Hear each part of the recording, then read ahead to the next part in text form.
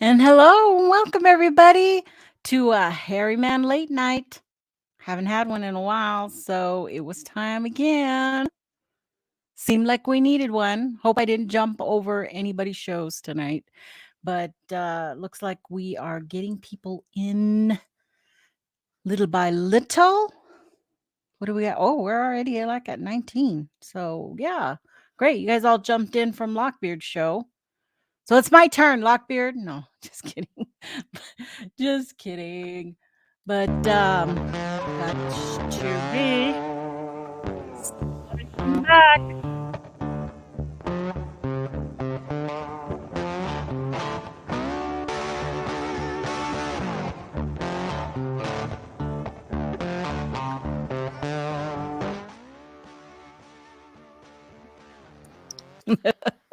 Hi, Joe. What's up? This was completely last minute show here, guys. So I was like, Joe, you want to come on? Here's the thing. Come on for a little bit. Come on. You can do it. Yeah, You know you're not doing absolutely. anything right now. Come on. So what do we got? Who we got? We got everybody. Woo, it's going up. It's going up. Hello, everybody. And B Lynn was in first in the house. She was in here like the minute I dropped the promo and it came up, she jumped in. That's I'm B like, Lynn, man. whoa, She's faithful, yeah. man. She's Yeah, faithful. she is. She is. Grasshopper, Sandra, Mark Dodman, Gary. Oh, Leon, what's up? Ooh, Leon. I am. I'm gonna do a double hitter tonight and tomorrow night. Let's see if I have the strength. I was preparing for tomorrow's show most of the day today, and I thought, do I have it in me? Yeah, I do. Sure do. I have it for sure. Mr. Lee, Jen, Brian, and Chewy. Man, I love watching that Brian's stuff. That's great. Did I say Angel? Angel Nolan. Who else? Joe Dryden. Good guy. Barb Santee. Hello. Mary Wilson. Well, everybody, thank you. Thank you for coming over and jumping the ship over there and boarding here. So, tonight we're going to talk about historical.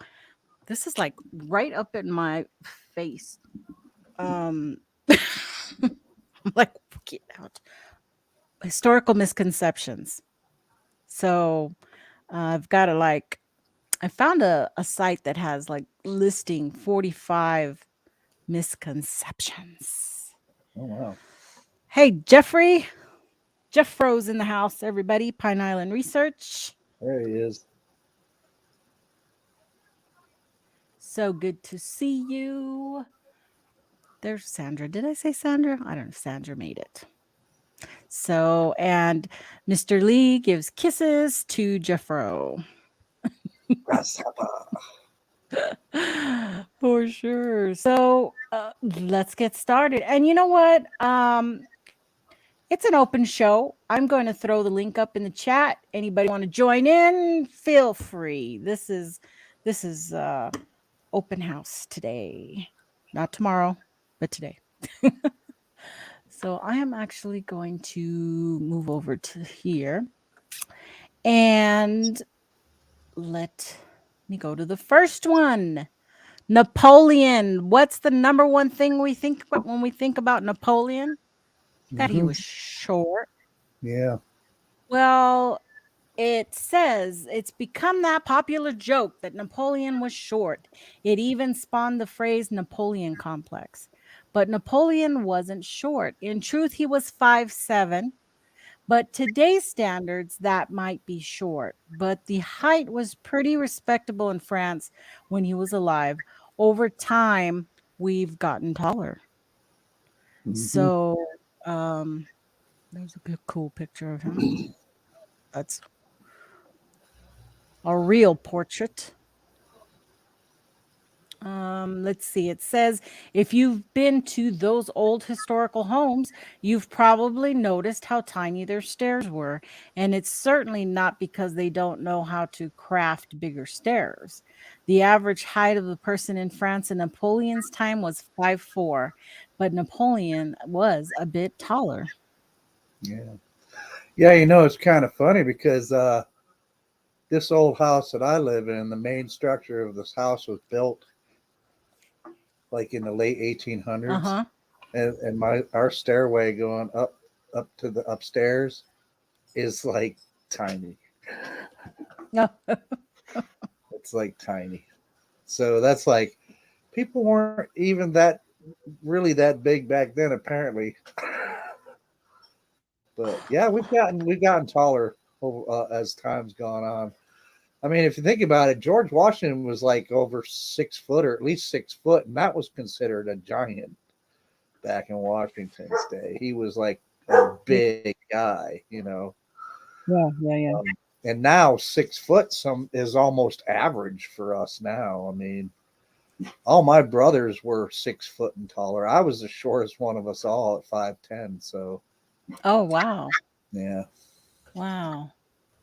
Um, I'm only 5'5", but I'm one of the tallest in my family for the girls, you know? uh, So it's like, oh, it happens. It happens. My sister's like barely 5 something. sure you don't have some She's leprechaun really short. DNA in there somewhere We or something? might have. My mom was like 4'11". She was a tiny little thing. Yeah, my mom So, was too. Yeah, yeah. yeah. She was like But 4 foot nothing. hey, Sandra, happy birthday to you. So happy Hey, you're here and yeah, happy birthday! celebrating. Wow. And You you know know, I one thing wanted about the one thing what? about Napoleon that always made me wonder is like, did the dude have indigestion all the time? Because he's always shown with his hand inside his coat on his stomach, like, oh man, Pushing. I I shouldn't have know. ate Why that. did he do Nah, that? it's Does supposed to anybody be so. know why he always had his hand in there? Is there a reason? Google I it. bet there Somebody is quickly some Google it. kind of obscure freaking trivia Reason. about it, but it just to me it looks like he's like, oh, that last slice Was of he pizza, give keeping? me Yeah. it. He had heartburn really bad. Yeah. Oh, um, let me see. Is anybody saying sign it? Sign it. Your parents, Donald's parents were short, but he's 6'4". Dang, you're 6'4", Wow. dude? Oh Man, you're my pretty tall, gosh. dude. That's one tall drink of water. I'm telling you. Um, let me see. Put you in a fursuit and people think you were a Sasquatch. I mean, unless you're already naturally hairy, but Hello, Howler. Okay, there you are, Michael. He's all sending me text. Um, Concealing one hand in one's coat was long signify. I'm like Brent now. Can't speak. Signified gentlemanly restraint and was often associated with nobility. huh, Ooh, cool. okay. Okay. Yeah, Brent cracks me up Well, sometimes. I guess that kind of makes sense. He was emperor for a while. Okay, let's see. Anybody else say anything about it? Size 17 feet? Holy moly, bagolies. Who has size 17 feet? Donald says he has size 17 feet. Holy crap, dude. You know what that means, don't you? Yeah. Big shoes.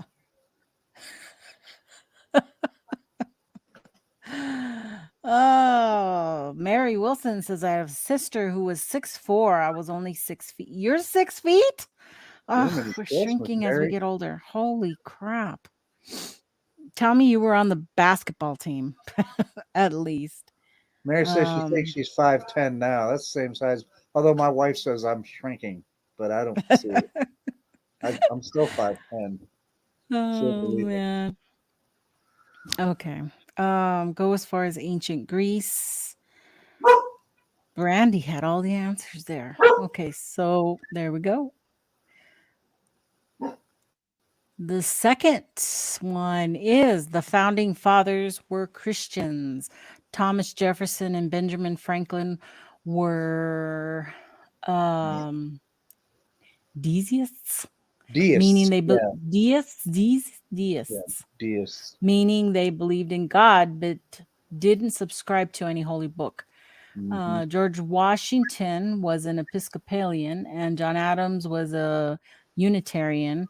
Adams even claimed the government of the United States is not in any sense founded on the Christian religion. Yep.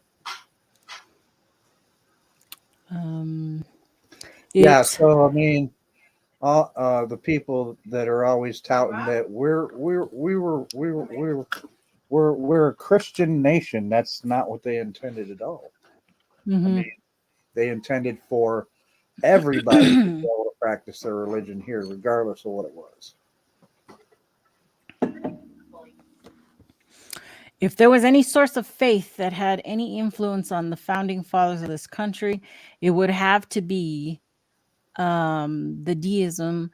Many of the most notable founding fathers like Jefferson, Franklin, Madison, Washington practiced deism, a faith that stresses human reasoning to solve problems in the world rather than looking to a deity. Hmm.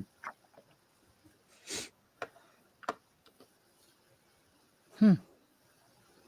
Ooh, how about this? Einstein flunked math. I heard that, but I don't think that's true. Einstein is undoubtedly one of the smartest people that ever lived, but stories have circulated that he flunked math.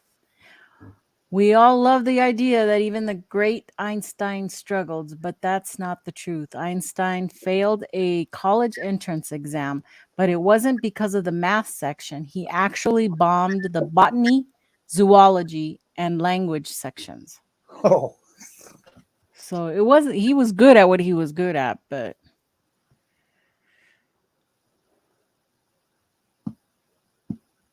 that's before his hair got really out of control. Einstein, yeah. E equals MC squared. Oh, before, let's see, responding before I was 15, I had mastered differential and integral calculus. So, yeah, Einstein would rather you just didn't think anything less than him being a mathematical genius. Point taken. Hmm.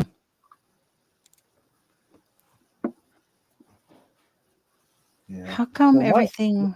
Hmm. when my dad was in school, now you got to realize this. My dad was born in 1914, so totally different times back then. But according to him, when he was in school, part of math curriculum was that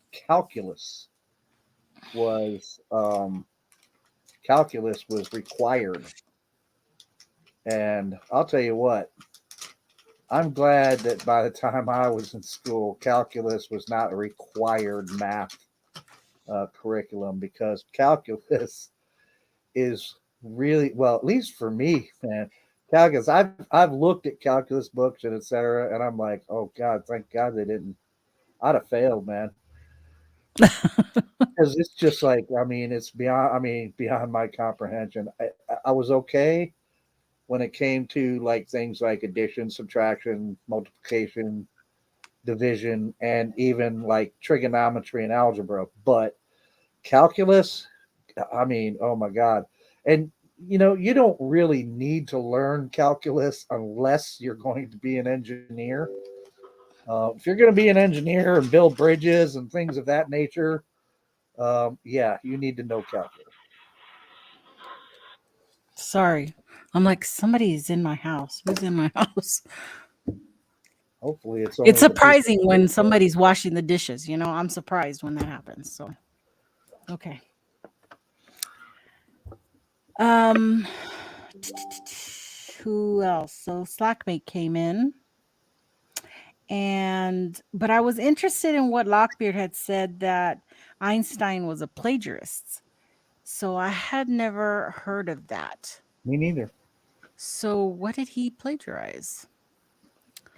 I don't want to block out Donald. Donald felt the need to send me the label inside his shoe, I guess, to prove his the Oh, I think size. that's probably what he just sent me to then. I believe you, man. I mean, We believed you. I I wasn't believe you. okay. Nobody would lie about having a size 17. Oh my good. Just saying. I was gonna say he probably has one really long toe, and you have to make the shoe. I mean, I'm a size 10 and a half. I'm just So kidding. I'm just kidding. It's just a joke. Okay. Um. I'm Okay. just a So size let 10 me and a get half. back to what I was saying. I've never been like, I'm a size 14. I wanted Lockbeard of Lockbeard. Why? What did he plagiarize? I don't Let me know. see if I could pull it up. Um. It's taking its time. What did Einstein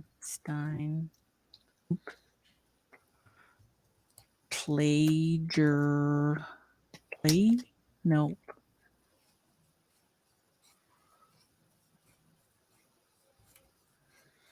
There it is. Plagiarize. Okay. Yeah, shoot. He could definitely go do some footprints out there. That would be big enough. Yeah. Einstein has long his oh, wow. Okay, it says Einstein has a long history of plagiarism that suggests he did not come up with ideas independently. Hmm. He also has a history of denying people's influences, even disregarding awareness of Michelson Morley's experiment. He claimed in a lecture in Japan that he didn't know. Huh. Oh, where else does it say? Well, maybe Um, E doesn't equal MC squared then. wow. Okay, so it says that was he a thief, a liar, and a plagiarist? Um, Einstein plagiarized the work of several notable scientists in his 1905 paper on special relativity and E equals mc squared. Yet the physics community has never bothered to set the record straight. Oh. So E does equal MC squared, but he's not the one who figured that out. Oh, the most recognizable equation attributed to a convention to be sole province of Albert Einstein. However, the conversion of matter into energy and energy matter was known to Sir Isaac Newton.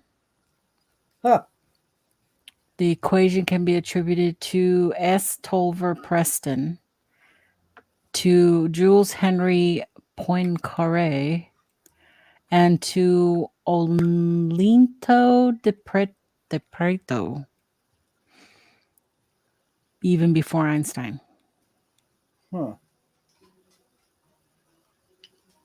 Wow, thank you. That's some good knowledge there. Hmm. There's actually a lot of info on that. So So it's out there. maybe he wasn't as smart as we think he was. Maybe he wasn't. For sure. Damn you, Einstein. Okay, how about Marie Antoinette said, "Let them eat cake." No, she didn't say that. I think she said something similar or something that was misconstrued as that or something like that. I forgot. I read about it. But she never actually said let them eat cake. Okay, "Let them eat cake" is the phrase that's been used to show how out of touch rulers and people are. Well, the first time it appeared, it was in Jean-Jacques Rousseau's autobiography in reference to Marie Therese, who was married to King Louis the 14th in 1660. In fact, when the book was published, Antoinette was only 9 and hadn't even married. Wow. There you go. Wow. Okay, so why is she? I don't know. Oh, look, there's a picture of her with cake. Lots of cake. Yeah. You could Oh, give away some of that cake. oh And then people man, welcome you looks cake. good. Okay. She should have There's a let me cake. Those French people were phrase. starving. Coulisses de la brioche refers to brioche as a type of bread. And while the bread is somewhat sweet, you wouldn't really call it cake. It's not cake, so it just lies all the way around. It's a whole mistranslation and everything. Yeah. Everything's wrong with it. Just saying. She had a lot of cake there, though. Yeah, that was it. And it looked really good too. Okay. Cars were invented in America. Actually, they weren't. What about it? If someone asked you about the first car ever made, most of us bring up Henry Ford's Model T, which was first introduced in 1908. It was great and all, but it wasn't the first car. In reality, Ford wasn't even the first person to sell a vehicle in the United States. Mm-mm. So, oh, look at that thing. Yeah. That's got like bike wheels. That is a picture of 1885 Benz. Wow. Mercedes. That distinction goes to Ray E. Olds. Oh, from Oldsmobile, Mm-hmm. who sold his first Oldsmobile in 1901. Nicholas Joseph Cugnot was the first person to create an actual vehicle in 1769. Wow, that was way earlier. 1769. The car was steam powered and was called the Cugnot Fardier, a 3-wheel truck designed to that Cugnot designed for the French military. That's way earlier.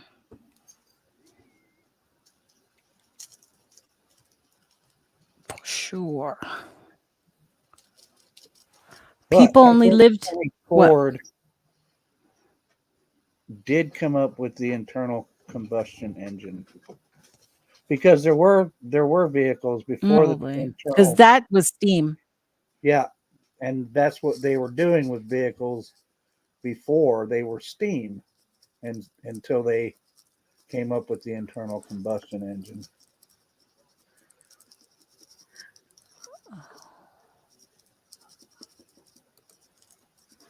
All right. Let's see. People only lived to 30 during the Middle Ages.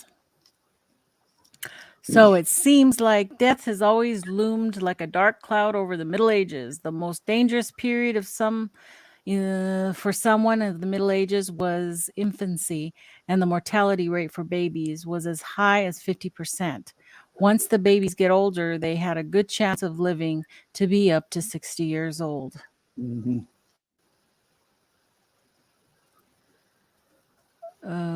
So on average, men died around 45 and women lived to be 50. Wealthy people would even live longer. That people has to do with the fact that the wealthy had more food to eat and were a whole bunch of other factors. But people certainly lived past 30 in many cases if they made it into adulthood.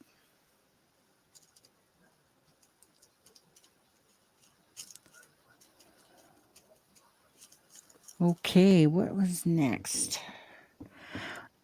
Oh, you are?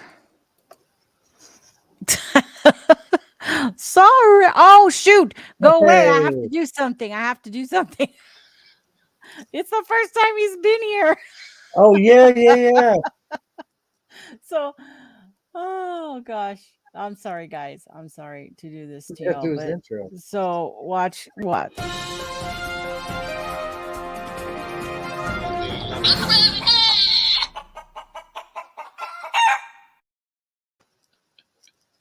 Welcome, Leon. There it is.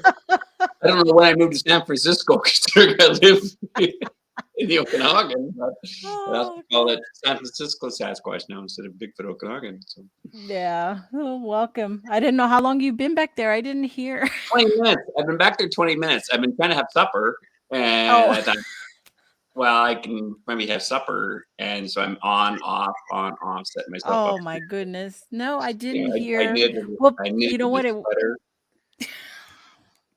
People have been texting me and I hear the beep. Well, I mixed up the beeps. Was you back there? But welcome. Thanks. Of course. And now I have to get. And I wanted to make a comment to Lockbeard's comment is it's not the speed of light E equals mc squared. It holds true for the eternal mass. It doesn't always for gravitational mass. Whoa, they got in some deep conversation there. I don't know anything. Yeah, about it was all kind that. of funny because I was thinking when you guys were talking like back, well, what the age you're talking about now, 30 up to 30 now. Do you know why? You know where the gowns for graduation comes from?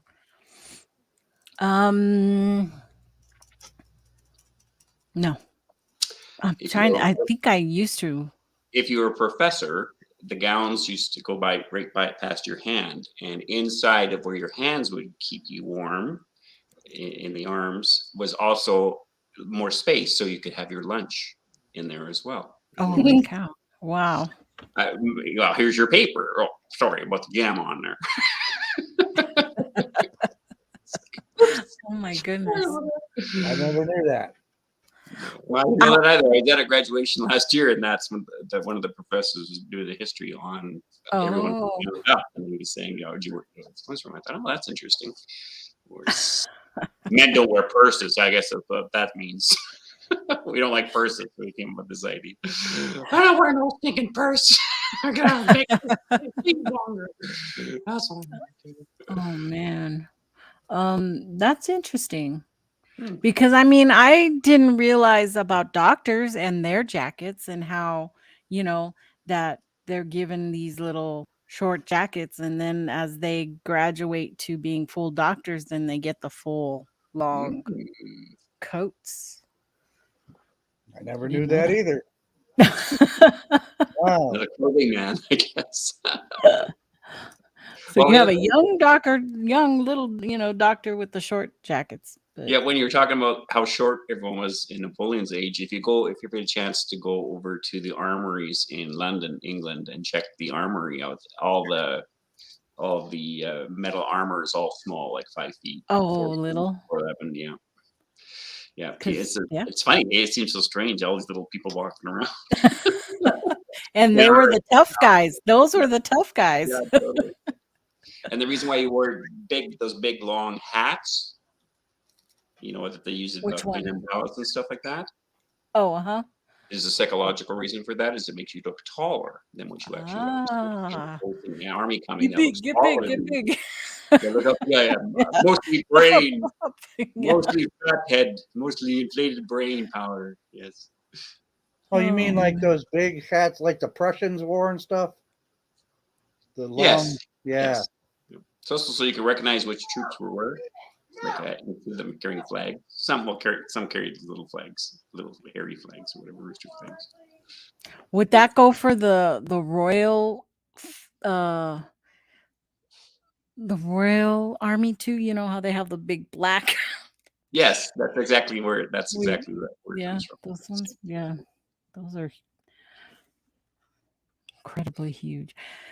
You see pictures of those guys just going down too. Yeah. I wonder how heavy those things are. Don't lock your knees when you're standing for Well, a long time. you're supposed to kneel if you're feeling faint during processions usually. So Oh, then they can pick you up and take you off. That's yeah. usually what happens if you ever go to military processions. So. Okay, where were we? Where were we? We were right here. Salem burned witches at the stake. Well, this says the Salem witch trials were one of the darkest periods of American history, but no one was burned at the stake during the historical event. Between 1692 and 93, almost 200 people were accused of witchcraft. Most were jailed, some were hanged, and one unlucky soul was crushed with the heavy stones. Not a single one was burned. Well, wait a second. I have to upgrade that. Is they were burned, but they were used shake and bake first. Shoot. I'm just kidding, of course. Oh. Yeah. But that's a big thing. People always say burned at the stake, you know? Yeah, I no, mean, it most was yeah, common. most of them were hanged. A lot of them were just imprisoned, like it said. And Giles Corey was the guy that they pressed to death with rocks in an attempt to get him to confess. And they kept at it. And every time they asked him if he wanted to confess, he would say, "More weight." And Huh. eventually they piled so much rock on him, he finally died. It crushed him. But yeah. Imagine that. Eh? If she flirts, she's a witch. Okay, no win situation. Just think Now it about does that. I say mean, you'd have been what? like, if you wanted to get rid of somebody, you'd be like, "She's a witch. She's a witch." I So know. you just have accused. I feel she's a witch. You're being very witchy to me. Yeah. And back then, they actually allowed what they called spectral evidence, which is Yes. ridiculous. Just by saying they did it. That's that. Okay, this says, however, historically, people had been burned at the stake in the past, just not at Salem. Okay. For one, there was Matsusia de Francisco de Papal State of the Papal States who confessed to flying on the back of the demon. And then there was Guiadana de Ley of Aragon, who had been accused of witchcraft. Both instances were way back in the 15th century, and they were burned at the stake.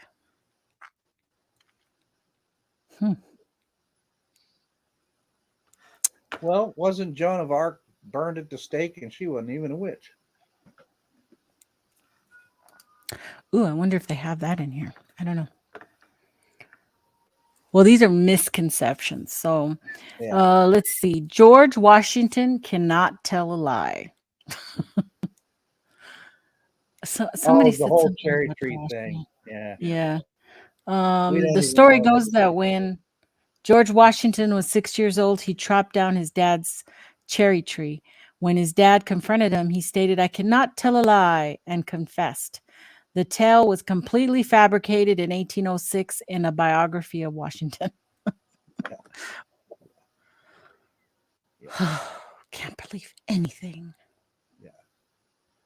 Because if he was, kids are kids, man. I don't care. Even back then, man, if any of that had been true at all, he'd have been like, "What happened to cherry tree?" George would have been like, "I don't know. I don't know, Dad. I have no idea." Maybe that's what he did say. His dad just didn't know he was lying. Well, Lord, it's the woman you gave me. Okay, great. After Washington's death in 1799, Mason Locke Weems was ready to make up whatever he needed in order to create an exciting biography for the readers of the time. So he needed clickbait. Clickbait, yeah. First examples of clickbait. George Washington cannot tell a lie. Oh, there's a cool saying, "Never let the truth get in the way of a good story." Mark That's right. Twain. That's Mark Twain, right? Yeah. Yeah. Gladiators were slaves. Not always true. Not always true. Some of them volunteered, but go ahead and read the thing. Okay. When fighting for an audience first became a thing, sometimes local slaves would be chosen, but they were most often criminals. Furthermore, they weren't called gladiators. When gladiator fighting rose to popularity, gladiator schools were erected, and the attendees were ex-soldiers who were looking for a good payday. Later, noble people even stepped up to become gladiators. Mhm. Yeah, because gladiators is kind of like our, WWF, MMA, and all this other stuff nowadays. And these guys were looking for fame, they were looking for fortune, and if you could survive it, yeah, it could be a way to just really get some popularity, man. To be a popular gladiator. Also, believe it or not, um, most gladiatorial fights, unlike what's been um, portrayed, a lot of them were not to the death. Oh, really? Yeah, a lot of them were not to the death. I mean, that's a way to really go through a lot of gladiators really quick if they were all to the death. Man. So yeah, a lot So of they never did the look at the audience and do that thumbs up or thumbs down well, thing? no, I think sometimes that happened, and even that's backwards too, because people say, and it used to be sideways, um, which meant death, and this meant live, not this. So, but yeah, most of the gladiatorial bouts were not death matches. How old are you, Joe? I'm gonna be 59 soon. Is that like in dog years or something? Are you sure you weren't Yeah. alive back in those days? Because you seem to have more knowledge than most people, I think. Well, that's just because I read a lot, and Yeah. I When was, you time traveled. I read a lot. That's good. So, yeah. Oh, in most cases, gladiators didn't actually fight to the death. We already knew that because Joe told us. The Oh, whoops. He objective was there. would usually be yield to other combatants, and usually the loser of the fight would be spared, but it would be up to the emperor or the governor to decide. Oh, here's a heated one. Columbus discovered America. Nope. First of all, Columbus wasn't the first person that sailed America. That honor goes to Leif Erikson, a Viking who walked on the North American soil approximately 500 years before Columbus. On top of that, Columbus never came to the later named nation of the United States of America. Instead, he landed in the Caribbean islands. Yep, the West Indies. Yep. On a side note to that, since we are on a Sasquatch channel, is the Vikings never encountered Sasquatch with the First Nations in their chronicles. So, Oh, I liked that one. I know it's not true though. All you have to do is read the chronicles. You can read them online. Well, there's a lot of the Vikings didn't make a whole lot of ingress into the country because the First Nations, the people that were already here, pretty well fended them off. I like that. Mr. Lee says, "Is anything true?" No.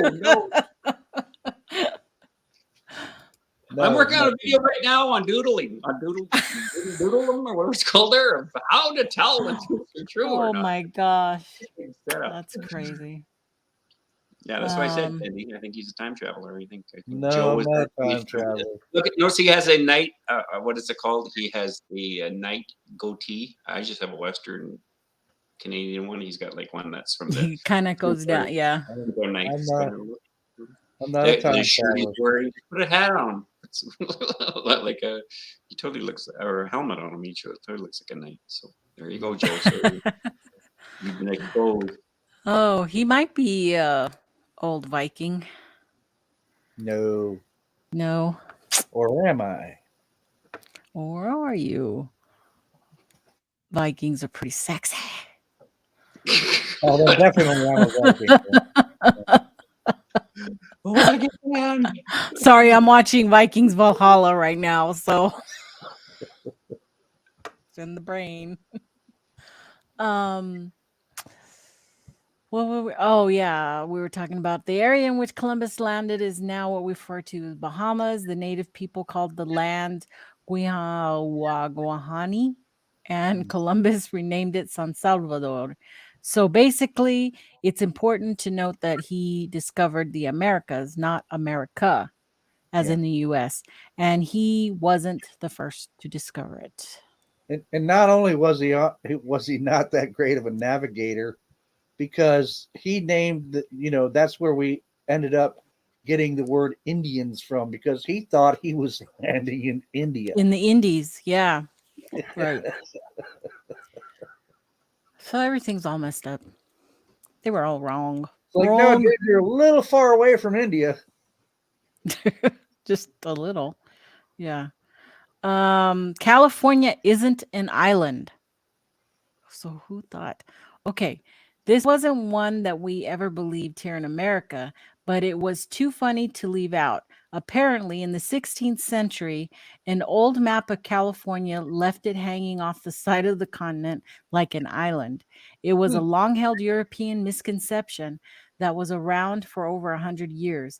It all started from a 1510 romance novel titled Las Sergas de Esplandian by Garcia Rodriguez de Montalvo.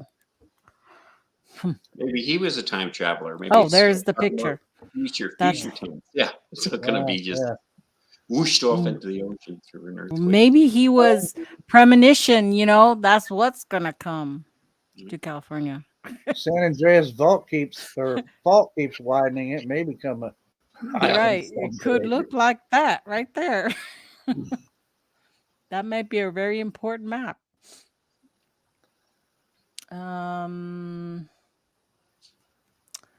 Okay, we'll move on. Paul Revere never shouted in the streets. The idea of Paul Revere riding through the streets yelling, "The British are coming," is certainly a great one. Never happened.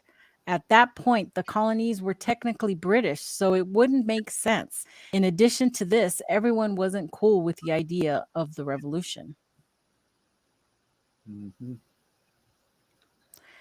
Historians agree he rose alarm, but it was more of a whisper and was probably the regulars are coming out. The regulars are coming out. And when you think about it, the actually makes more sense than shouting and letting the British know you are onto them and about Yeah. to kick some ass. Yeah. Oh, we were taught all wrong. Not only that, but there was actually another person who also went around, and I think it was a girl, if I remember reading correctly. It was a young girl who also went around at the same time, letting people know that, and she wasn't shouting either, but Yeah. so he wasn't the only one giving the alarm that the British were coming. So Well, there were so many spies of all different kinds, and a lot of there was that one lady who had her handkerchiefs, and in order to get in touch with the other side, I'm think it was for the north, she would hang her handkerchiefs out on the line, and depending on how many handkerchiefs she had hanging, the other side knew where to meet her to exchange, Clothes, exchange their outfits. stuff, information. I've been editing all day. It's my Yeah. big jelly. So actually, good one, Nikki. Yeah, that's true. Yeah. Okay, Cinderella wore glass slippers. So wait a Okay, minute. how is this? I thought it was okay. Disney films don't really put historical facts high on the list when they're making a movie. If you ever thought Cinderella's glass slippers were impractical, you're right. There are a ton of variations of the fairy tale, but the earliest describe Cinderella wearing slippers made of white squirrel fur.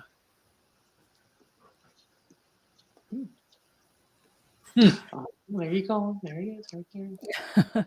The tale was rewritten in 1697 by Perrault and replaced the word var with ver, which means glass.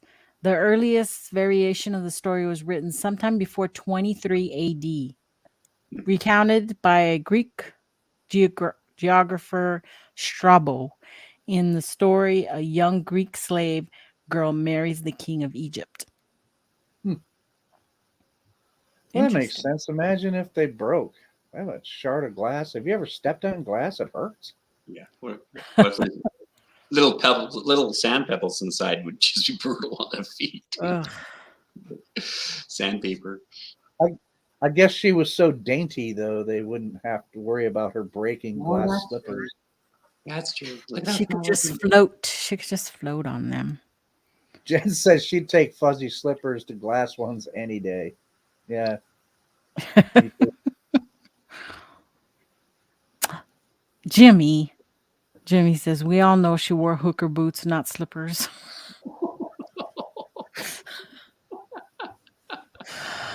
Hi, Jimmy. Dance softly when wearing glass slippers. Yes. Yeah. For sure. Okay, what was next? Cowboys wore cowboy hats. Cowboys on the American frontier had no real interest in wearing something as bulky as a cowboy hat. The most popular headgear worn by people in the 19th century, gunslingers, was a bowler or derby hat. It's hard to imagine Wyatt Earp in a bowler, but it's true. Yeah, and you know what? I don't know. And Mr. Lee can probably back me up on this if I'm correct. The kind of Western style hat that you see in the classic things of cowboys wearing, that style of hat was actually popular in England before it was ever associated with cowboys here. Oh, really? Mhm. I'm pretty sure I'm right on that. Um, sure, it's not as cool to imagine as Wyatt Earp strolling down the streets in his cowboy hat and duster coat, but the bowler hat was really the most popular hat of the time. It would be just as out of place for him to be wearing one as it would be for someone now to be wearing one, provided you don't live in Texas. Well, geez, point out Texas. We live by different rules. Washington had wooden teeth. No. Washington did have dentures, but they weren't made out of wood. The dentures in question were made from hippopotamus ivory, which Mhm. stained easily and gave it a grain that looked like wood. Other materials he used included gold, lead, and other human teeth. Oh, is that actually them? That's actually them right there. Mm-hmm. And didn't that one I can't remember her name. Didn't she just recently wear his teeth in her mouth while she was singing or something? Wait, wow, gosh, what was that? Wait, seem Look at the, to yeah. who? I don't know who it is. Think about it. Look at the springs on that thing. That man. had to be incredibly horrible. She was Yeah. she's just recently she just did it. I don't know if they'd let you do that, man, to his No. teeth. There's no Did. way. They showed it. They showed it on, you know, I mean, maybe Maybe it it was a wasn't the real ones, but I thought they said they really were. I don't know. And I forget her name. She's real popular. Big girl. Lizzo. That's it. Lizzo. It was Lizzo, but I can't remember whose teeth they were. I thought they were supposed to be George Washington's. Oh God. Yeah. Now I gotta look for that, people. Yeah. Hold on. Oh geez. Well, just like in a recent concert or something she did. Okay, while you're doing that, I'm going to just do some quick food prep. What are you So- making? Well, right now I have I'm thawing out a strawberry. Strawberry. I was gonna say cucumber. Yeah, that sounds good. Strawberry and cucumber. Strawberry and what's it called? Rhubarb pie. Oh my goodness. And that's going in the oven in hopefully about a half hour. And then I'm gonna have chili for supper. So I love strawberry rhubarb pie. My mom used to make the best strawberry it's been sitting in rhubarb my pie. freezer for a while. And I'm cheating. I'm supposed to go to dinner tomorrow, Nikki. So I won't be on your show yesterday because we didn't have Thanksgiving last weekend. We're having it this weekend. Oh, And okay. and I was gonna get it to them tomorrow, but I thought I would eat a piece of that just tonight to check it out to make sure no one gets food poisoning from it, of course. Oh, geez.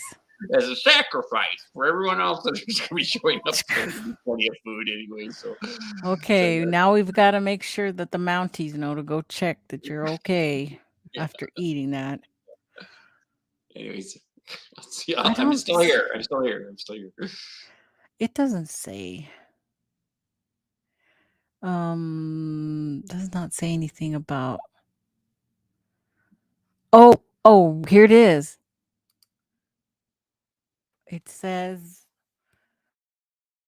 not to be outdone by Lizzo, Beyonce performs concert wearing George Washington's teeth. It was Beyonce. Can you hear me?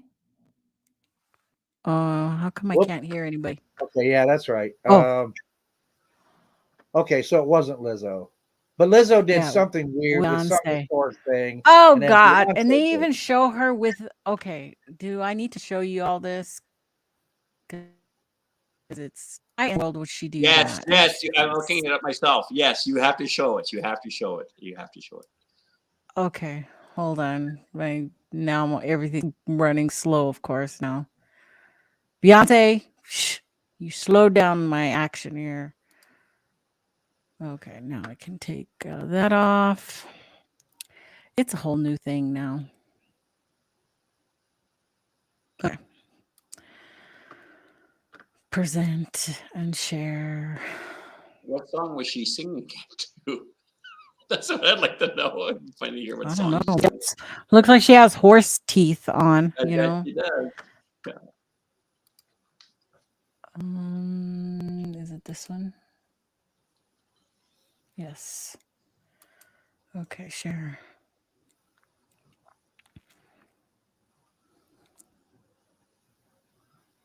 Okay, here it comes.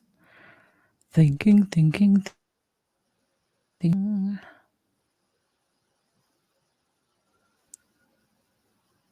And zoom in on that.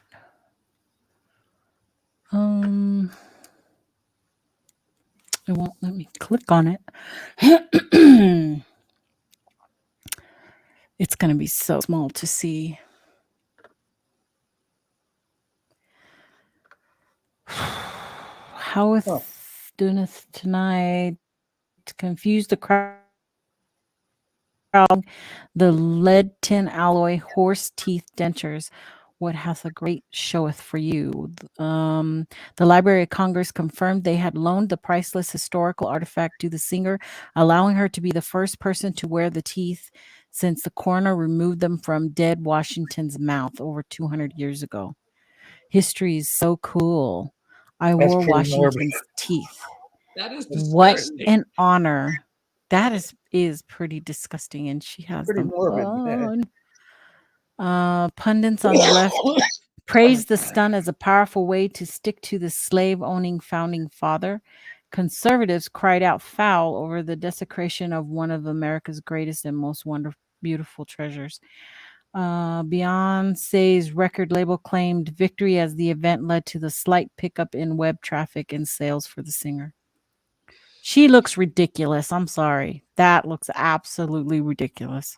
Well, she can tell the rest of what George Washington was how he French necked. Oh God. Oh, is there any? There's no more. That's the entire story right there. Well, that was quite a tangent. Well, that's crazy. Oh my God. Well, at least we know it's true because in about 40 years, people say, "Did you know that she wore?" No, wait, she didn't. Yes, she did. And we'll know.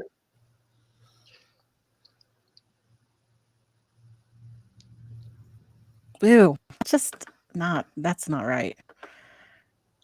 Okay. Well, you saw them.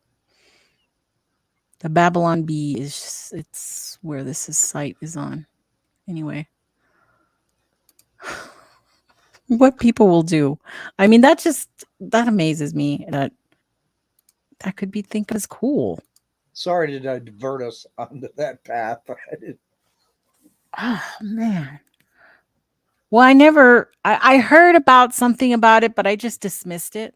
But looking at it and seeing the picture kind of put a whole new thing on it. You know, yeah, that's pretty disgusting and ugh, not cool. Not cool at all. Yeah, that's what they looked like. That's really what they were. I don't know. Could you kiss her after you've seen her with them in their mouth? Ugh. No. Oh, You're going no, out with look her at like, that. oh my god, I can't get the picture out of my head. It's gross. I'm kissing. God, even if she had cleaned them and stuff, or they would have cleaned them to give them to her. I don't. I just won't understand that. That's not something for me to understand. And how can she sing with that Wad. and that those the shackles on the jaw and the springs? Yeah, it had Like, big old springs on there. Rar, rar, rar. She had to have been doing dub. What do you call it?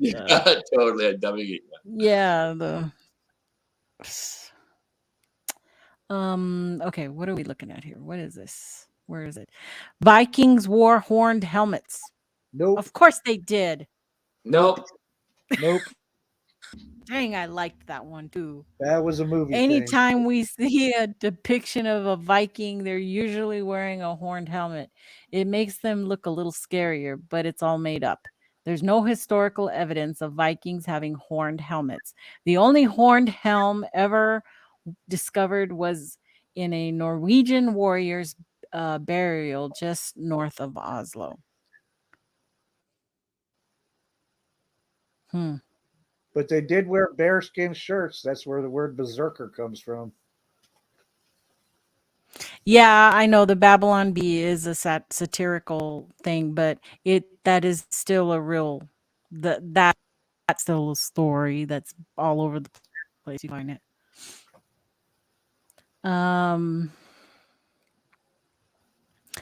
Anthropologists found some helmets that had brow ridges, but some historians Bigfoot.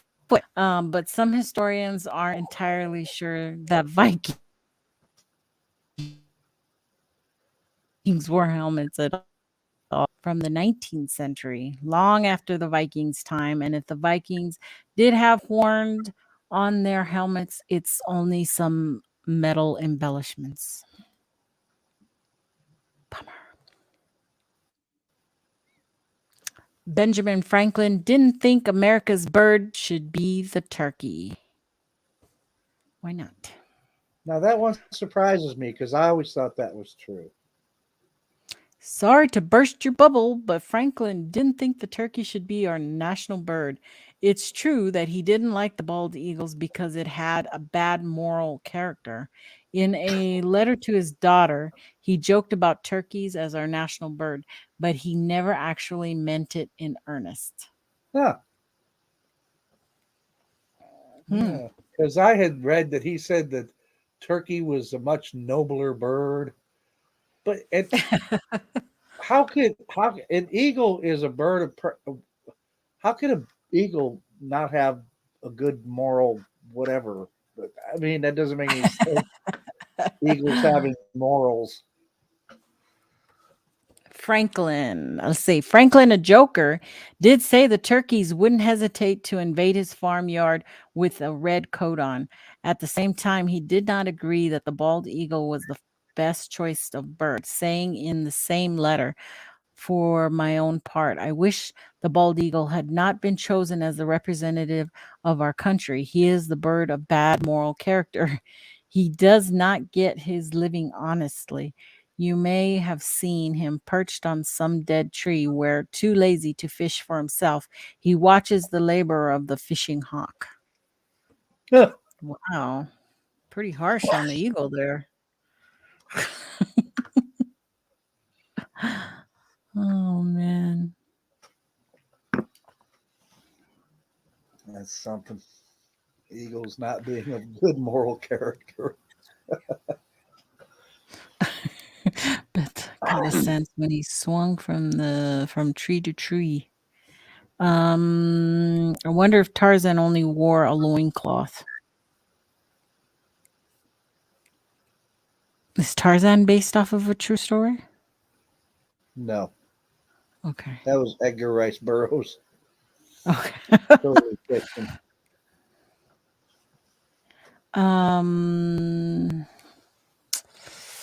Wait. But What? I loved reading Tarzan books when I was a kid. I like watching all of them. I even liked the old ones. Oh, that's the ones I watched with Johnny Weissmuller. Yeah. Yeah, Yeah. yeah, Cheetah. yeah. And Um, a lot of people didn't realize that Cheetah was a baby chimp. yeah. Yeah. Yeah. Alexander the Great had the largest empire in ancient history. The Mongolian Empire was easily the largest empire in ancient history, not Alexander's. That's Yep. precisely why so many people are related to Genghis Khan. That's also why China had such a hard time keeping the Mongols at bay. Alexander the Great had a big empire, but if you're comparing size, the Mongolian Empire wins easily. Yeah, it was huge. But it was pretty vast. I mean, it was pretty empty, right? Oh, there's the picture. Mm. Yeah, look at that. Interesting, very interesting. Um oh, okay. Alexander's empire stretched 2 million square miles, which was impressive. Just not the biggest the world had ever seen. And the Roman Empire was even larger, exceeding Alexander's in size, but was impressive at the time in which the Alexander Empire was built, a mere 13 years. He was undoubtedly a great conqueror. Yeah. Hmm. And he was young too. How old do you think? What was it? What was it? Well, when he was like in his, I think, 30s, early 30s, or maybe late 20s when he actually died. I think it was. I think I'm right on that. I gotta put this one up. Look what Michael says. Tarzan movies was an excuse for kids to run around hollering in their undies. Yeah.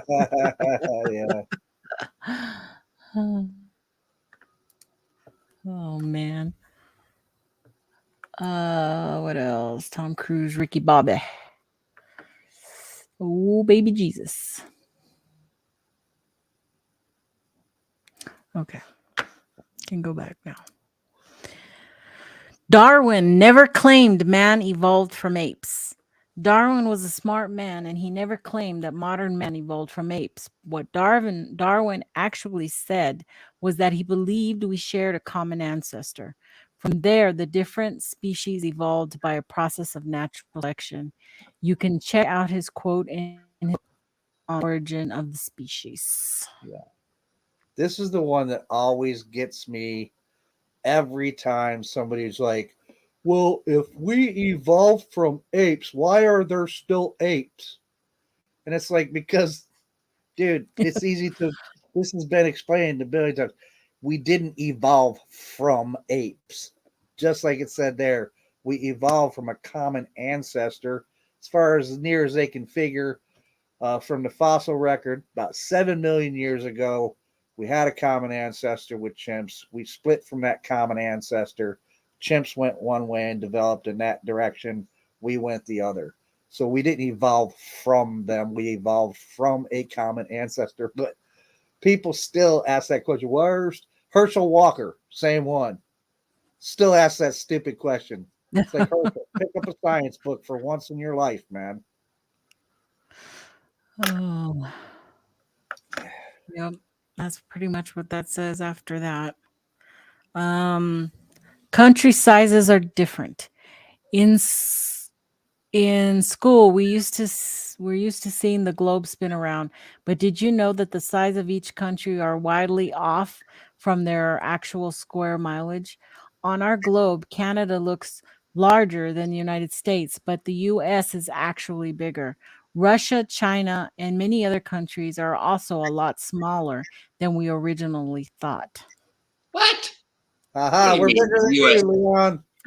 No, you're not. US is not bigger. Come on. What do you mean? Fatter headed, maybe. Well, you're the Canada's America's hat, so Yeah, we're just wondering where the brain went to.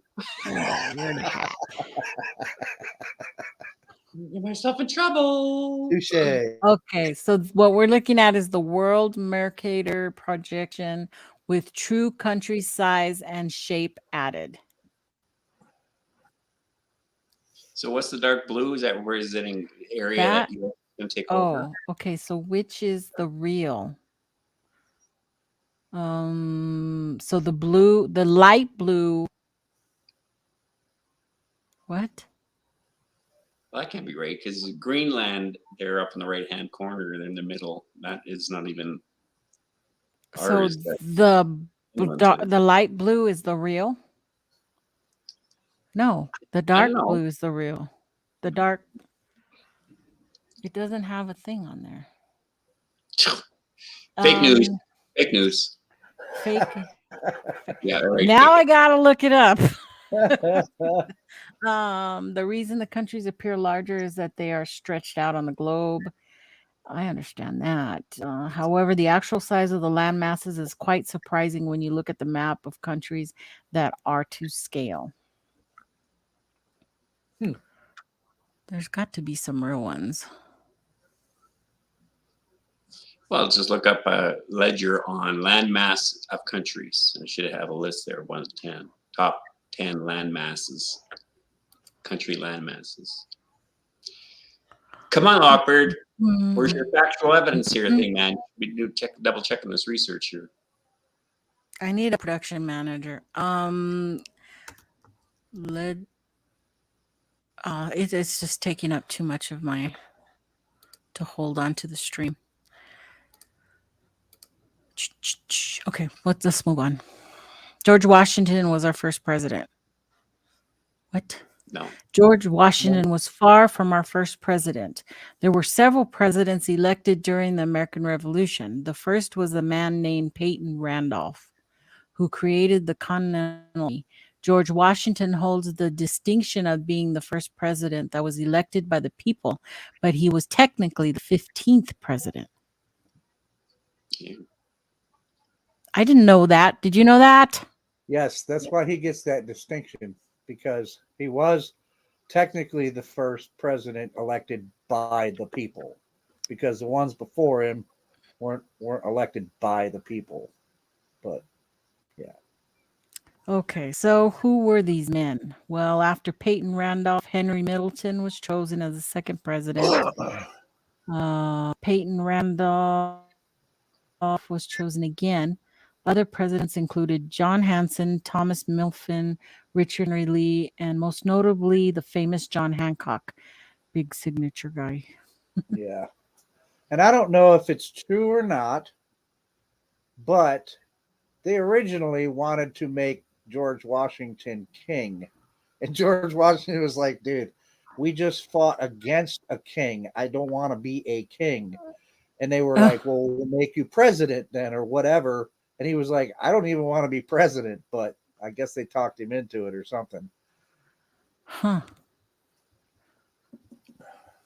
But he would have been King George if they'd had their way originally. But people were like, no, we just went through this whole revolution about this, man. We don't want a king. Oh, obviously the history books were written by friggin' morons. That's what Cindy says. Well, they say Oh, history is geez. written by the victor, which is true. The Declaration was signed on July 4th, 1776. It's said that the United States of America was founded on July the 4th, 1776, because everyone signed the Declaration of Independence on this day. This one is a lot to unpack. First, the first draft of the Declaration wasn't presented until July 2nd, and a revision was approved on the 4th. So this is when John Hancock signed it. However, it took months for the remaining Continental Congress members to sign it. Historians agree that there is no way all 56 members were in the same room at the same time to sign. Maybe would have been more inclined to be there to kick off the party, but it doesn't seem feasible without modern transportation. What? Donald says, I'm not sure I can believe you, Joe. You are so wrong about how old the earth is. What, it's 4.5 billion years old, as near as we could tell, give or take them. What do you mean?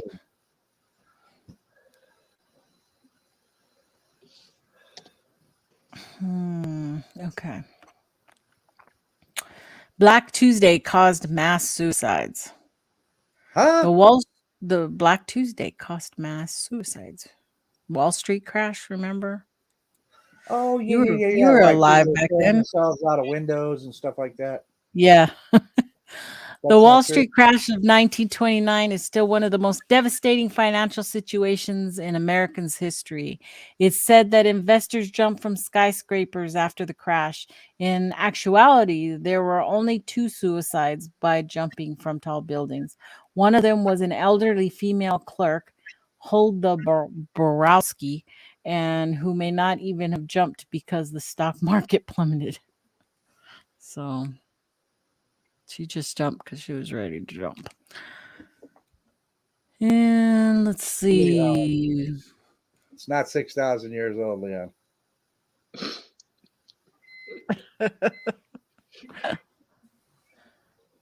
Well, it was an ordinary day and people were in panic. People weren't killing themselves over it. In fact, according to economists, John Kenneth Galbraith in the book The Great Crash of 1929, there were no suicides at all, and the rate was actually the lowest it had been all year. So do they say where that idea came from, or from misconceptions and people just okay, filling in the blank? Yeah. I mean, I just took it, yeah. Not that I ever really thought much about it myself, but I even heard that, people throwing themselves out of windows because they'd lost everything. And that's only in Russia if you're in the hospital and you go against in the 6th floor hospital. Yeah, I just fall. A lot of people have seen it fall out of the hospital windows. I don't know why that is. Oh. So normal. I was there for 6 months. Never happened to me. Oh. I keep forgetting that I'm actually on with you guys. I keep thinking you're just watching. You're watching the show. I posted the landmass of Canada is bigger than the U.S. in the chat. So if you think it's 4 billion years old, I can say the world's only 6,000 years old, youngster. But then again, I'm not handicapped like you, Joe. So I mean, I've been around since the Knight Templar. So just saying. Joe's like, what? No. What are you talking about? Shakespeare created Hamlet. Everyone knows the story of Hamlet, but Shakespeare didn't create it. He based it on another piece called The Life of Emleth, which was written by Saxon Grammaticus. Both stories were based on the Prince of Denmark. Both men went mad because of the hasty marriage to the killer, and both princes kill the usurper. Who's usurper? What's an usurper? No new. Oh, Axogramma.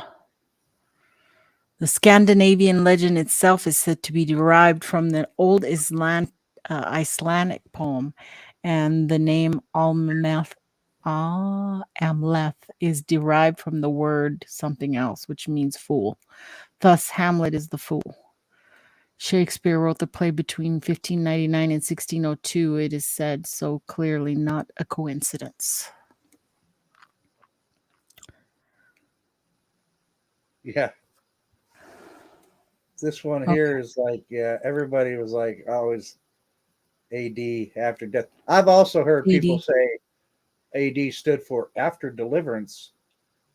And I'm like, dude, have you ever never heard the phrase Anno Domino? Which is what AD stands for, right? Yeah. AD meaning after death. Many people think that AD means after death. It's a good way to differentiate AD from BC, but it isn't correct. AD stands for Anno Domino, a Latin phrase actually means in the year of the Lord. As for BC, that stands for before Christ. Mm-hmm. So, Which is many why historians, I wonder when it comes to that. Okay, everybody knows what I think on religious stuff, but why wasn't it called AD during the time? I don't know.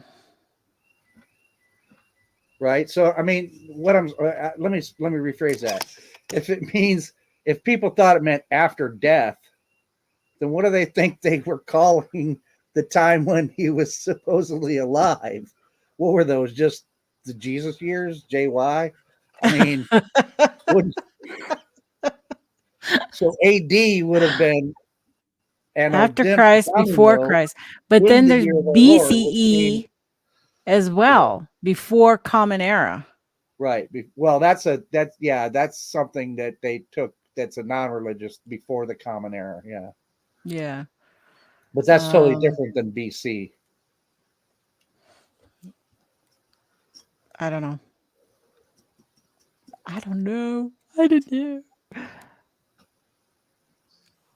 Fly by Stu is just coming in. Yes, you're late. And you missed everything, so you'll have to go back. Everything. We've talked about teeth and everything. We talked about Beyonce putting on George Washington's teeth. We talked about a lot of stuff. Yeah. Nixon Grasshopper, Year of the Lord is the birthday, not death. Year of the Lord is his birthday, not death. Okay, I get that. Okay. Nixon was an environmentalist. Nixon was far from an environmentalist. Even if his signature did give us the EPA and the Safe Drinking Water Act, in reality, Nixon was doing what he could to keep supporters. At the time, both air and water were toxic. So he naturally did what he could to fix it to get higher approval ratings. I am not a crook. I never knew that I didn't know anything about him being an environmentalist. I just know he was not a crook. Yeah, he was not a crook. So he says. He was a big ass crook. The Endangered Species Conservation Act of 1969 was the first major environmentalist bill that he signed into law, but there was already one in place. This merely strengthened what already existed and protected more species of animals. And decidedly, the firebombing raids in Cambodia were not so great for the environment. Yeah, totally. They call it napalm. Oh, Yeah. that's fertilizer. Yeah, it is. Yeah. Not quite the same type though. Oh, well, this is kind of the same as what we already talked about. The Yeah. Mongolian Empire is the largest in human history. Yeah. Ouch. Wait a second. Come We already figured out that wasn't I it. don't know. Yeah. really. I'm moving on. The forbidden fruit was an apple. It depends which or concordance you read. Yeah. Right. There's Right. one written after 1900 where it said chimp, a monkey. It was a chimp. Yeah, well, it's roughly the same time lot when evolution was coming with Darwin. So it was kind of a symbolic picture in one of the earlier thesauruses that the apple or the deceptor wasn't. Sorry, not the fruit, the perpetrator. Oh, the perpetrator. Instead of a Yeah. snake, it was a monkey, not the fruit. Yeah, we Okay. ate a fruit.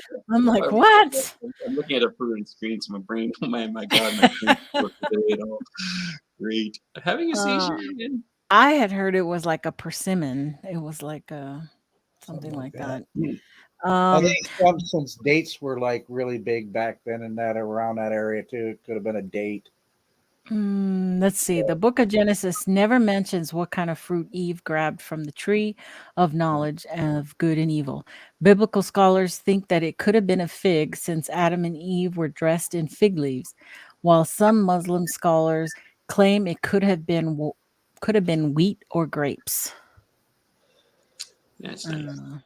According to ancient Iranian Christianity, the pomegranate was said to have been found in the Garden of Eden, and thus that it may very well have been the forbidden fruit. Of course, none of us were actually there, so it may have very well been a banana.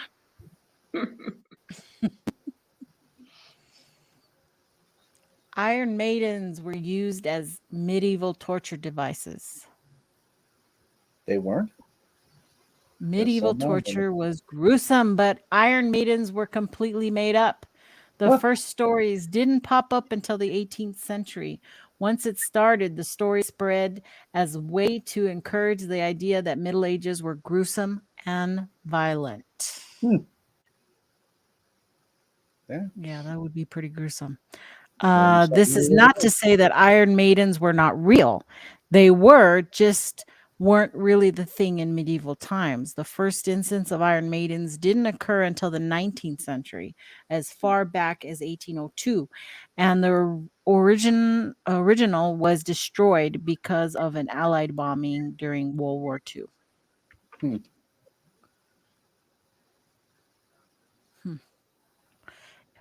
Is right. Thomas Edison invented the light bulb. Edison had over 1,000 patents, but he didn't invent the light bulb. There were a lot of people playing around with the idea of electric light before Edison got his hands on the idea. What Edison really did was create the first light bulb that was practical and affordable. Was the one that actually worked, yeah. Yeah. A true father of the light bulb is Warren de la Rue, a British astronomer and chemist.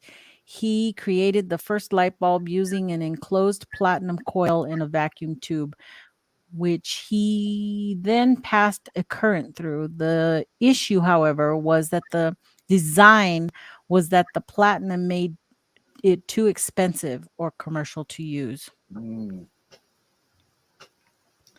That makes sense. Yep. Thousands of Persians fought 300 Spartans.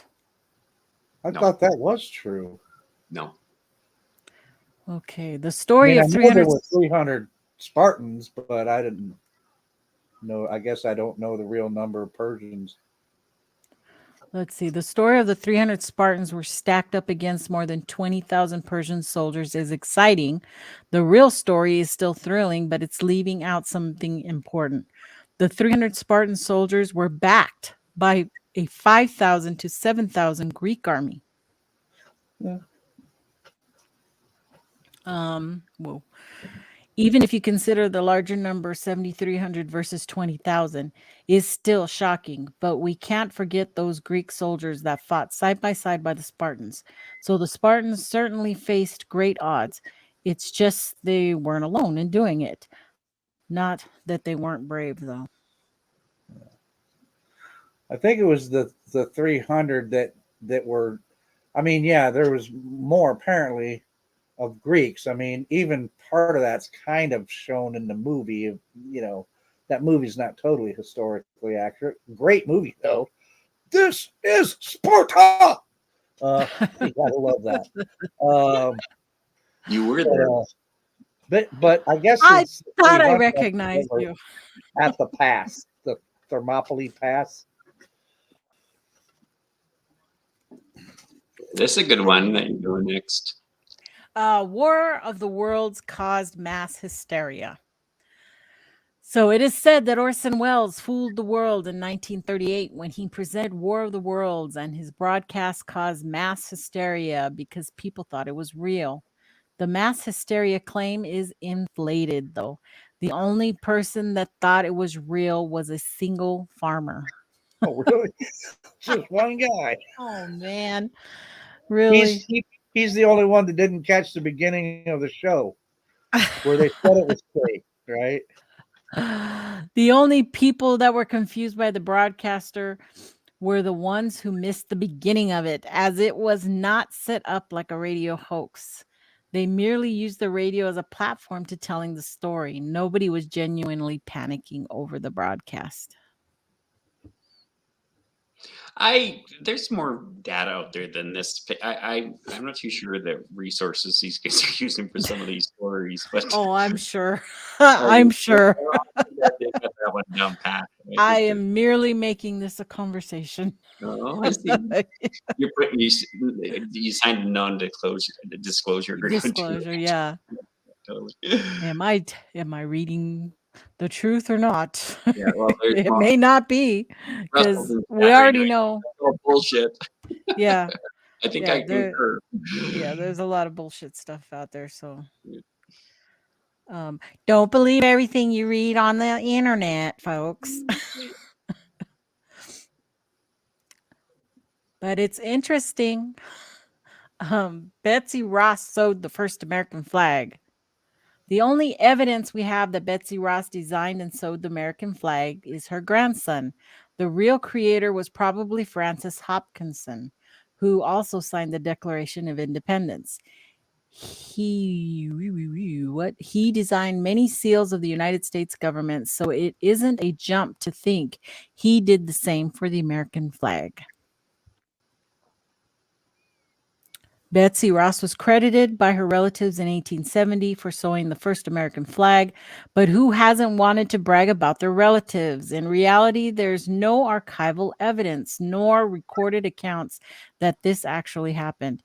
But the family claims that George Washington and 2 members of the Continental Congress visited the home of Betsy Ross. Well, yeah, but wait a minute. Now, see, I might have to call bullshit on this one too, because maybe that guy might have designed it, but back then men didn't sew shit, man. Women did all the sewing, man. So you got to tell me that some guy sewed the flag? No, I don't believe it. Well, maybe he designed it. He might have designed it, but he didn't. He's damn sure didn't sew it, man. What is everybody else saying? Not much. Okay, let's go on. We should be nearing the end. Hitler created the Autobahn.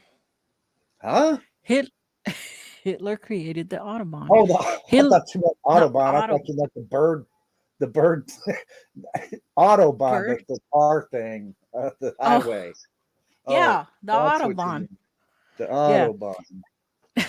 Hitler wasn't an engineer, and there's no way he had input. In fact, construction of the Autobahn began in 1929. That's 4 years before Hitler became chancellor. When Hitler came to power, he took the program over and claimed he started it. which wasn't true at all. The Autobahn, Germany's federally controlled highway system, was first conceived back in the 1920s, but its construction was slow and not much work was done on it until Hitler came into power. His enthusiasm towards the project undoubtedly made some people believe that he created it, but he didn't. Huh. I get it. The Pilgrims started the Thanksgiving holiday. Well, they did on Saturday cartoons. I remember that. Yeah. They did. They did. And they had turkey this- and everything. Despite what we thought, the Pilgrims were not responsible for Thanksgiving holiday.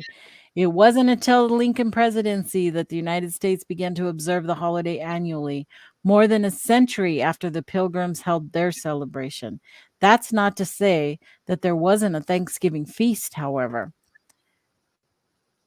Thanksgiving existed in some from during Puritan times, but it was part of their tradition of fasting days and days of Thanksgiving dedicated to thanking God for a bountiful harvest. That being said, there were Thanksgiving services held before the historic first Thanksgiving. The one known to Americans nonetheless occurred in 1621, and it happened merely because there was a bountiful harvest. What say you? I don't know. I was trying to think of what was the captain that convinced. I don't think it was Columbus. I could be wrong.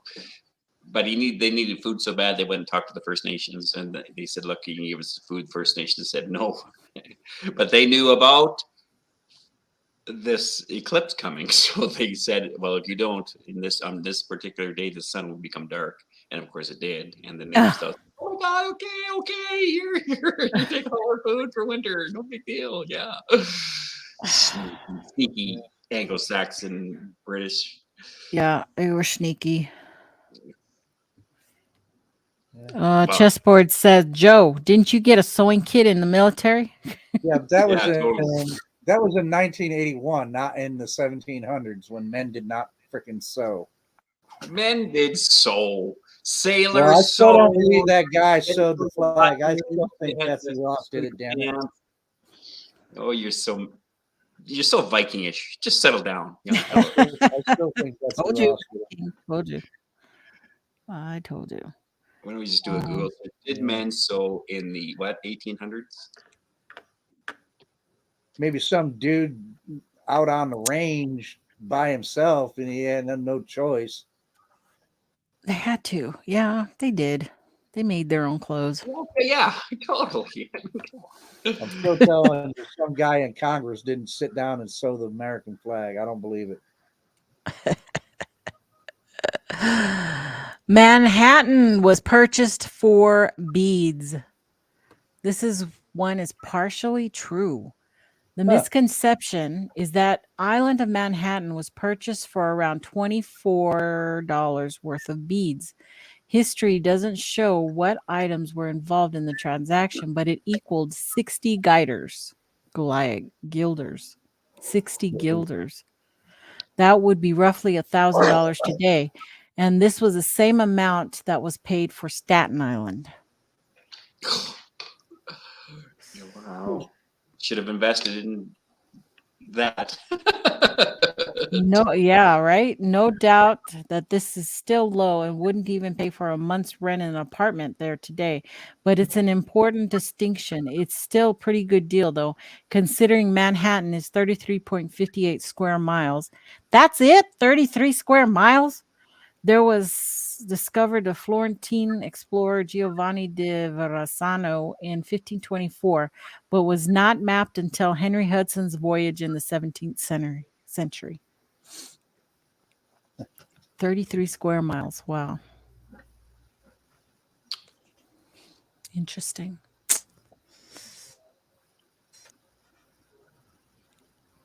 Uh-oh. Did I lose somebody? Oh. Southerners feared kitchen fires. Some people claim the Southerners kept their kitchens unattached because they were afraid of house fires. But the real reality has to do with Southern weather. It gets incredibly hot down there. Kitchens also get super hot. And so kitchens in the summer can be absolutely miserable. Hmm. Oh, so they had a separate house or what? Without air Maybe. conditioning, the original Southerners detached their kitchens so the rest of the home wouldn't get heated up. And for clarification, this myth pertains to colonial times in which separate kitchens were not common in the North. But anyway, it's quite understandable why they wouldn't want things to get any hotter in the house. That's partially why we use barbecues in the summer. Makes sense. I suppose so. I didn't know they had separated kitchens. Did not know. Lincoln abhorred slavery. Lincoln gave us the Emancipation Proclamation in 1862, but that's not the whole story. Lincoln had some complicated feelings about slavery. In a letter written in 1862, he wrote, "If I could save the Union without freeing any slave, I would do it. And if I could save it by freeing all the slaves, I would do it. But what I do about slavery and the colored race, I do because I believe it helps save the Union." Mhm.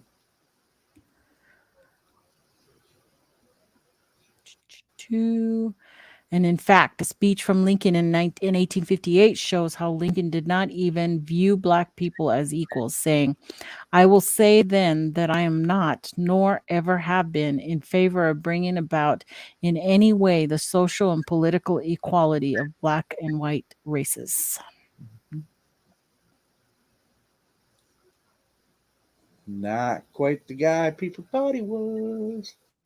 Nope. Which makes me Everyone, wonder, how honest was Abe? I guess he was being honest then. well, I guess he told people, but people want to believe what they want to believe, and then they carry on that to other people. That's the whole idea of misconception and changing history. Yep. Let me see real fast. Yeah. Okay. Everyone in the colonial area wore wigs. We know a colonial setting when everyone was wearing a wig, but only about 5% of the population wore wigs. During this time, wigs were costly and worn by those that could afford them. Lawyers, statesmen, and gentry women. Even the average Joe wanted to wear a wig, but they couldn't afford one on blue collar salary. Wago Joe.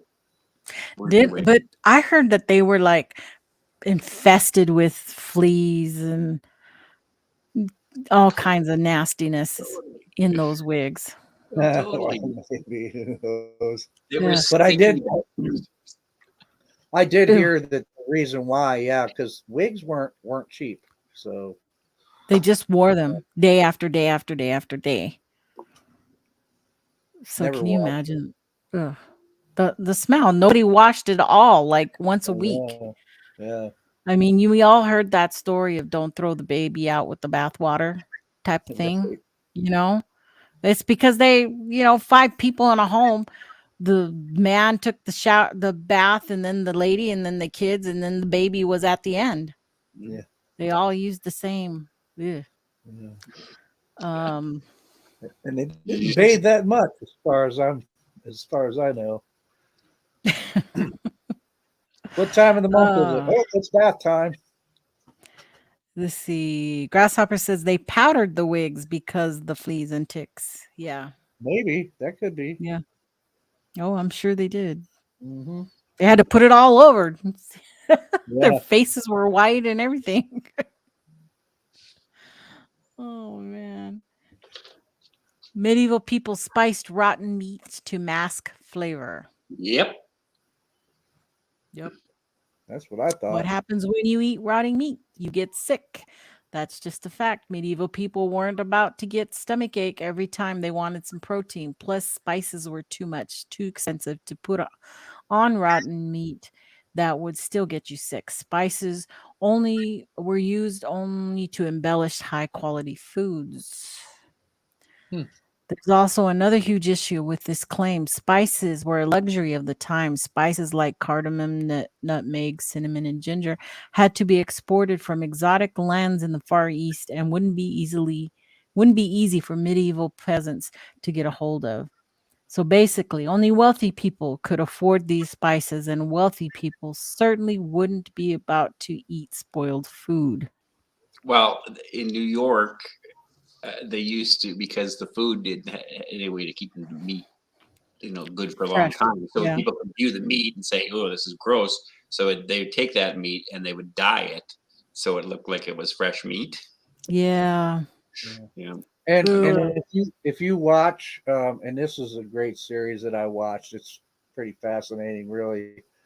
If you watch about how I forgot the exact name, how foods made America, and it goes into about how all the stuff that we have now started back, with all the pioneers of ready-made foods and etc. Because before that, people often My had chest. stomach aches all the time because getting good fresh food was tough. And one of the reasons why people used steak sauce, which mostly was fish sauce originally before Heinz came up with his sauces, they would put that on to mask the flavor because most of the meats that you were finding weren't fresh. They used to use things to preserve those meats that's not good for you, like formaldehyde and stuff like that. And so a Mm. lot of people back in the early days back then suffered from stomach aches and stomach problems and ulcers and stuff because Right. of the food they were eating. Yeah. Just a You little fact. really, even to this day, you have to watch out what you buy from your meat departments because I'm telling you, that meat that is seasoned, the meat that they put out, seasoned barbecued chicken or whatever ready for the grill, that's old meat. Okay. They get the meat that's about ready to have to be pulled. They pull it off, they take it to the back, they throw some seasoning on it, they repack it with a new date. I'm telling you, they do that. So you just have to be real careful with stuff that you buy already seasoned at your meat counters. They do it with chicken, they do it with pork loins, they do it with any kind of meats. They will chop them up and they will make them into different things, fajitas and what have you. They'll add the sides of vegetables with it as well. They do that. I've seen that many, many times. So you got to be careful. Oh yeah. Alamo was fought to keep America free. No. I don't think History, so. no, history is actually a lot darker. And remember the Alamo? After Mexico's War of Independence from Spain, Texas was still part of Mexico. Since Mexico had banned slavery in 1829, they weren't okay with the fact that Texans still had slaves.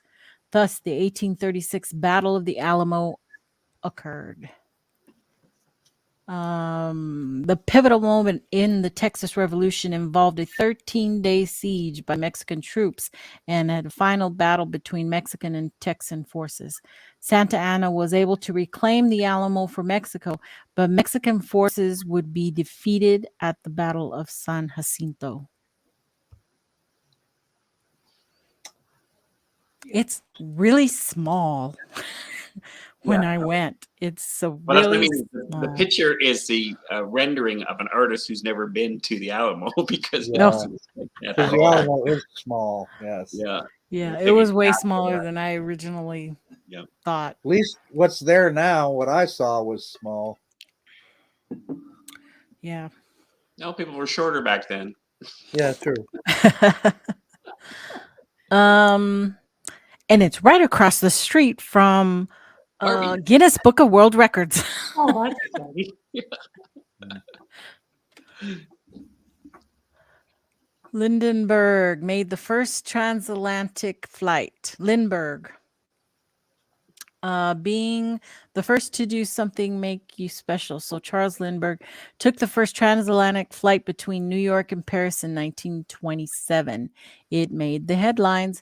It was the first time he'd done it, but the first one was completed in 1919 by two British aviators named Alcock and Brown. They flew nonstop from Newfoundland to Ireland. Mr. Lee, where are you at in the chat? Why aren't you chiming up about this? I expect Mr. Lee to be like, no, that's not true. Two British pilots flew a modified World War I plane, the Vickers Vimy, for 72 consecutive hours. For their achievement, they were awarded the Daily Mail Prize, which was presented by Winston Churchill, who was the Secretary of State for the Air at the time. Additionally, they received the honor of Knight Commander of the Most Excellent Order of the British Empire by King George V.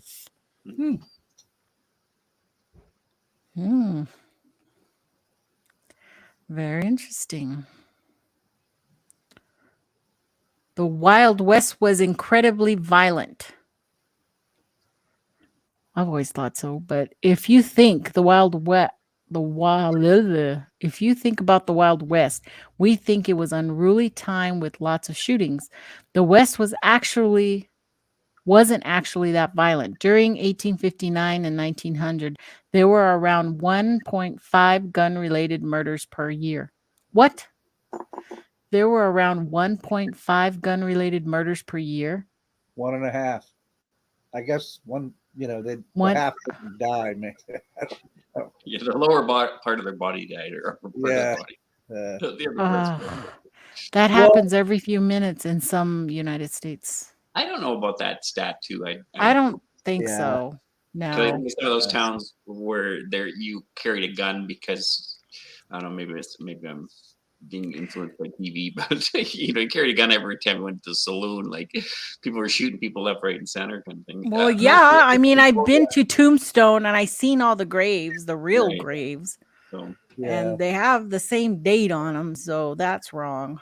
But eventually, I think maybe part of that's accurate and some of it's not, but because they did start where, they did actually start coming up with the first gun laws way back then. And they were there were lots of places that you went to town, you could not carry a gun in town. You had to check your gun.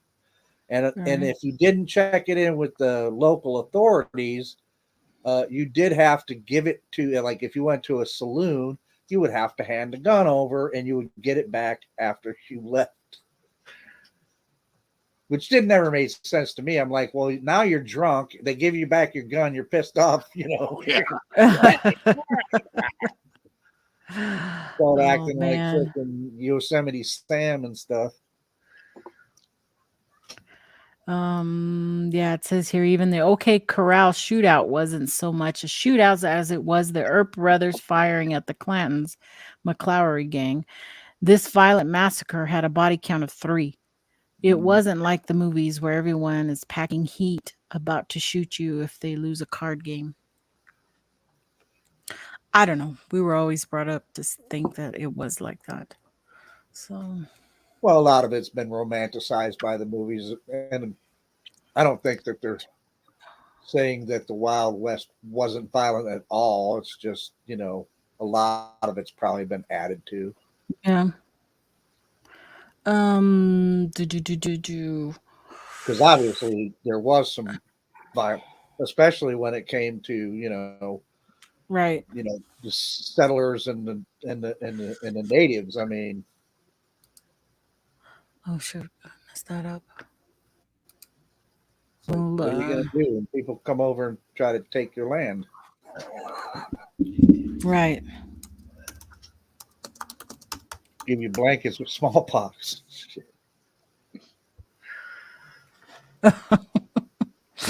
Oh. What's going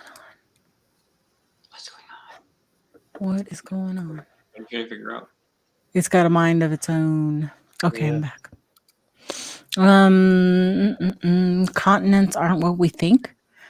This Yep. one may be hard to explain, but stick with me. Our mental idea of maps is very off. This is another map one. Yeah. In fact, Europe lines up with Canada, with Paris being further north than Montreal. Okay. All right. I'm not big on Uh, geography myself, but okay. I don't know. I guess it's just saying because of globes and stuff and how Yeah. everything's distorted. It's just a That's kind of representation, understandable. right? So yeah. Right. The globe had one massive landmass called Pangaea. This is both true and false. The globe was once one giant landmass called Pangaea, but that isn't all. Before Pangaea, there were a few others. Mm-hmm. This includes Pannotia and Rodinia, basically continents that have been moving around for a while. Mm-hmm. Okay. Tectonic plates, man. Okie dokie. But what happens? Why did things move? One theory is continental drift, which that the Earth's plates move over time, appearing to drift across the ocean. These plates are said to be moving over a course of 1 billion years. So that's that. Jim said next you'll say Tonto was Asian. No.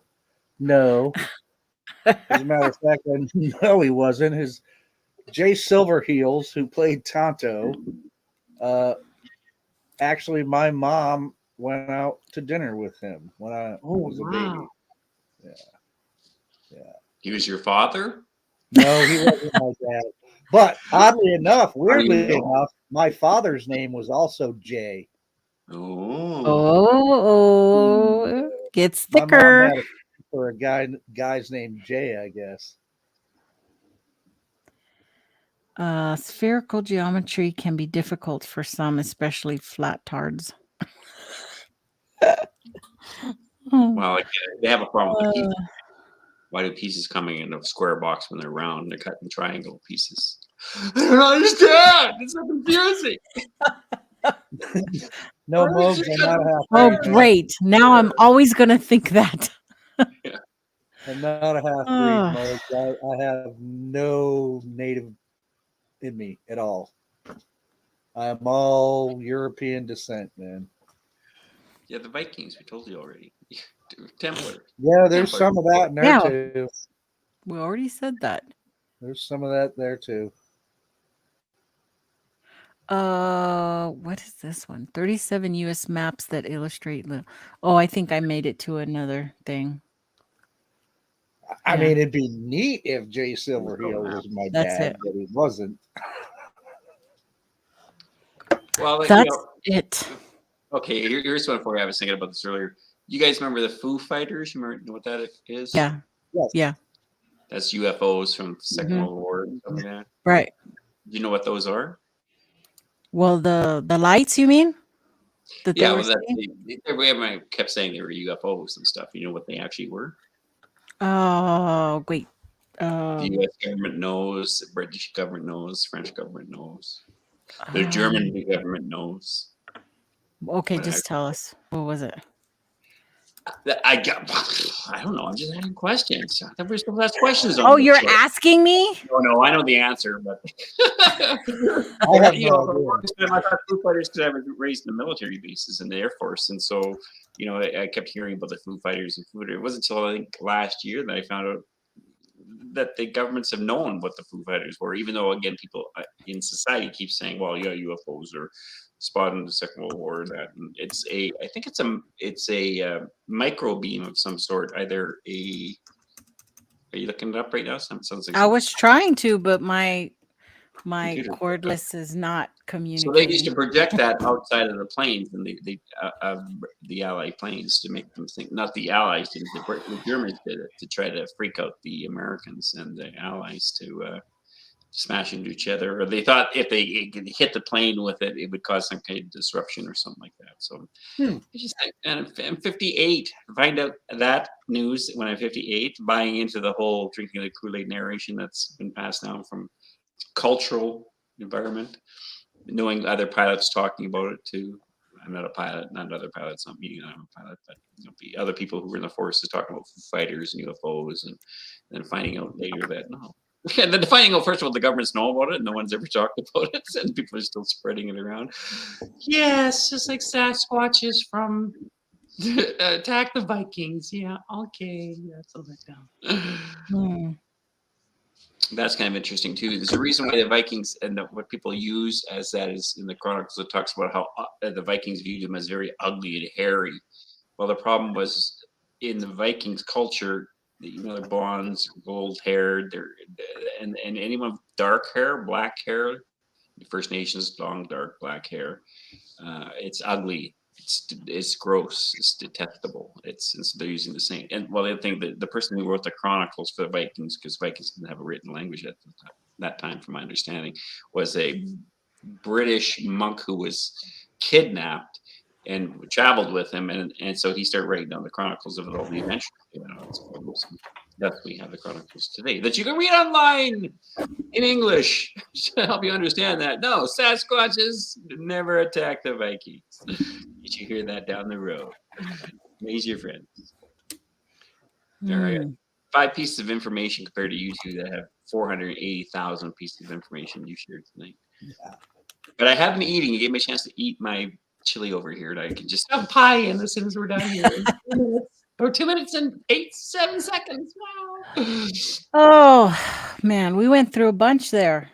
That was long. Yeah, bless you, bless you. So let me real quick take a look at what's going on in the chat. Well, there's some feisty, a lot of religious talk going on there. People stirring the pot. Wow, they're really chatting it up out there. Yeah, Bigfoot MMA. Right, Bigfoot MMA. Oh my goodness. Very interesting. Well, thank you, gentlemen, for joining me for this impromptu Hairy Man late night. Yeah, it's fun, man. It's just fun. It's just checking things out. Yeah, and I heard some stuff I'd never heard before.